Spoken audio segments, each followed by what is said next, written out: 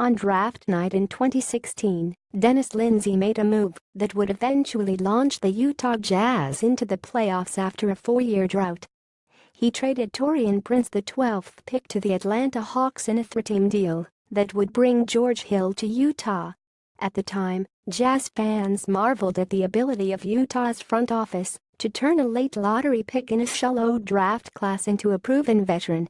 It made the Jazz a far better team on paper, and it showed on the court as well, with Hill having a monster start to the season. Sadly, it didn't take long for injuries to derail Hill's season, and he was never able to prove his worth when it mattered most, missing 3 of the 4 games against the Golden State Warriors in the playoffs. While Hill's season turned into a frustrating struggle, Prince had an incredible rookie campaign. He showed plenty of flashes during the regular season, and despite flying under the radar, he prepared himself for a nice future in the NBA. He had a rather typical offensive season for a rookie, averaging 5.7 points in 16.6 minutes per game, but he rebounded the ball exceptionally well for his size, and he proved to be a real team player that could get after it defensively. After breaking into the starting lineup late in the season for the Hawks, he got his chance to shine in the playoffs. Atlanta played John Wall and the Washington Wizards in the first round, but Prince was equal to the daunting task and was one of the series' best players. He increased his scoring average to 11.2, he pulled down 5.3 rebounds a game, while completely nullifying Otto Porter at the defensive end, holding him to just 9.8 points per game.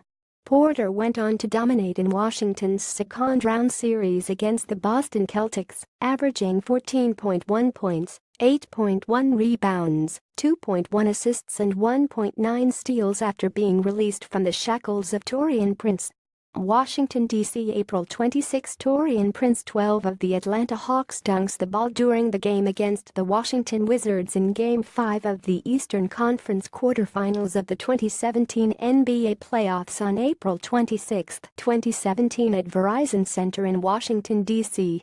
Copyright 2017 NBA photo by Scott Cunningham and via Getty Images. After the postseason game to a close, Prince remained focused on improvement in the season ahead, while Hill was acquired by the Sacramento Kings in free agency. But how did Hill help the Jazz with his time in Utah?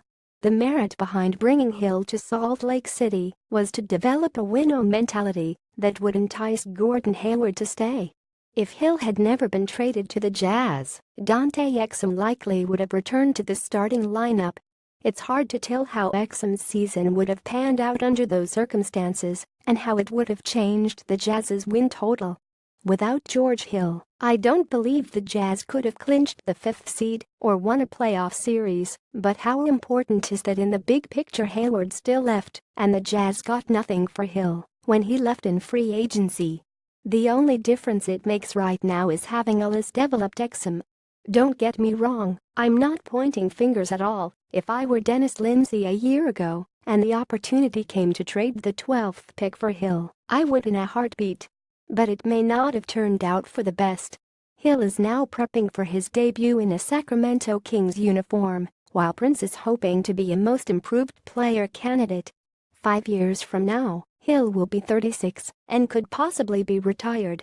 At the same time, I have a hard time seeing Prince without an all-star appearance next to his name, provided he stays in the Eastern Conference. He looks like he'll develop into an elite defender that has the athletic capabilities to be a star if he can refine his offensive skill set. So with all considered, if Hill and/or Hayward had stayed with Utah, the Jazz would have no regrets about dealing Prince. In hindsight, though, the trade may not have been in the best interest of the Jazz. Statistics courtesy of Basketball Reference.